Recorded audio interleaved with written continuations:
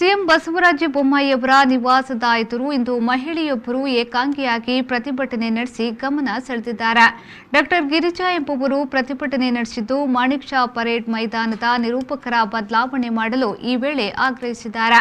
ಪ್ರತಿ ಸರ್ಕಾರಿ ಕಾರ್ಯಕ್ರಮಕ್ಕೆ ಇಬ್ಬರೇ ನಿರೂಪಕರಿಗೆ ಅವಕಾಶವನ್ನ ನೀಡಲಾಗುತ್ತಿದೆ.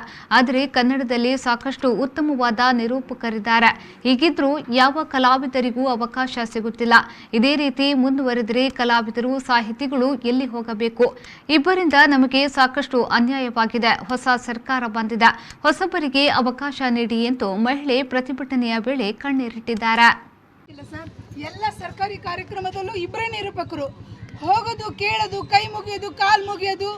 ನಾವು ಕಲಾವಿದರು ಎಲ್ಲ ಸರ್ಕಾರಿ ಅಧಿಕಾರಿಗಳ ಬೂಟ್ ಕೆಳಗಡೆ ಇಲ್ಲಿಂದ ಕನ್ನಡ ಸಂಸ್ಕೃತಿ ಇಲಾಖೆಗೆ ಹೋಗುವಂತಾರೆ.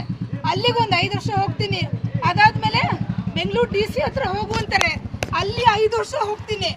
ಅದಾದ್ಮೇಲೆ BBMP ಆಯುಕ್ತರ ಹತ್ರ ಹೋಗುವಂತಾರೆ, ಅಲ್ಲಿ 3 ವರ್ಷ ಹೋಗ್ತೀನಿ. ಮನವಿ ಕೊಡ್ತೀನಿ.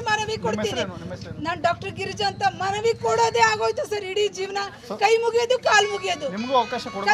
ಎಲ್ರಿಗೂ ಕೊಡಬೇಕು ಸರ್. ಆಕಾಶವಾಣಿಯಲ್ಲಿ ಒಂದು 20 ಜನ ಇದ್ದಾರೆ, ದೂರದರ್ಶನದಲ್ಲಿ ಇದ್ದಾರೆ, ಕನ್ನಡ ಮತ್ತು ಸಂಸ್ಕೃತಿ ಇಲಾಖೆಯಲ್ಲಿ ಅತ್ಯುತ್ತಮ ನಿರೂಪಕರಿದ್ದಾರೆ. ಆದರೆ ನಿರೂಪಕರ ಆಯ್ಕೆ ಯಾವತ್ತೂ ಅವರೇ. ಯಾಕೆ ಸರ್? ಮೋದಿಜಿ ಹೇಳ್ತಾರೆ ಸರ್ವರಿಗೂ ಸಮಬಾಲು ಅಂತ. ಎಲ್ಲಿ ಸಬ್ಕಾ ವಿಕಾಸ್ ಸಬ್ಕಾ ಸಾಥ್ ಕಹಾ ಹೋ ರಹಾ ಹೈ? ಇಬ್ಬರಿಗೆ ಉನ್ನತಿ. ಯಾಕೆ ಸಬ್ಕಾ ಸಾಥ್ ಸಬ್ಕಾ ಉನ್ನತಿ ಕಹಾ ಹೋ ರಹಾ ಹೈ?